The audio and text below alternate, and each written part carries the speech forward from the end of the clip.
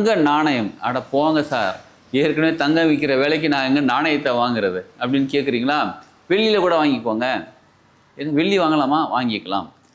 1 gram 2 gram இருந்தால் கூட போதுங்க. வெள்ளி நாணயம் இருந்தால் கூட போதும். 5 கிராம் 10 கிராம் ஓகேங்களா? இந்த கிராம் வாங்கிக்கோங்க. இல்லை என்னால் நாணயம் கோல்டுலேயே நான் 5 கிராம் வாங்குவேங்க, தாராளமாக வாங்கிக்கலாம். ஏற்கனவே வீட்டில் வச்சுருக்கிறது உபயோகப்படுத்தலாமா? கூடாது. ஏற்கனவே வீட்டில் வச்சுருக்கிறது உபயோகப்படுத்தக்கூடாது. நீங்கள் வேறு பர்பஸ்க்காக வாங்கியிருக்கீங்க. பூஜையில் வைக்கிறதுக்காக ஒரு பர்பஸோடு நீங்கள் வாங்குறீங்க. அந்த நாணயமில் மகாலட்சுமி அம்மா ஃபோட்டோ போட்டிருக்கலாமா? இல்லை முருகர் ஃபோட்டோ தான் போட்டிருக்கணும், அப்படி கிடையாது.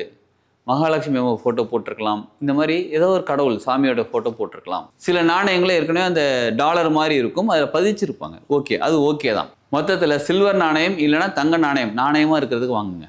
சரிங்களா? நாணயமாக இருக்கலாம் நம்ம அதுக்கப்புறம். சரி, வாங்கிட்டோம். சரி, அடுத்தது இன்னொரு முக்கியமான விஷயம் என்ன தெரியுங்களா? பூஜை மணி வாங்குறது. நம்ம வீட்டில் வந்து மணி வாங்கும்போது ரொம்ப கேர்ஃபுல்லாக வாங்கணுங்க. பூஜை மணி வாங்குறோம், டிங் டிங் டிங் சவுண்டு வருது பார்த்தீங்களா? அந்த சவுண்டு வந்து நல்ல கணீர் கணீர்னு இருக்குதால் அது ஆண் தன்மை கொண்டது.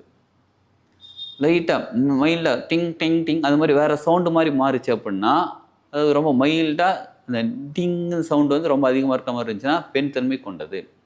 இந்த கணீர் கணீர் சவுண்ட் இருந்தால் ஆண் தன்மை, இந்த தன்மை டிங்குன்னு இருந்தால் பெண் தன்மை. உங்கள் வீட்டுக்கு எந்த சக்தி நிலை தேவைப்படுகிறதோ அதற்கு தகுந்த மணி வாங்குங்க.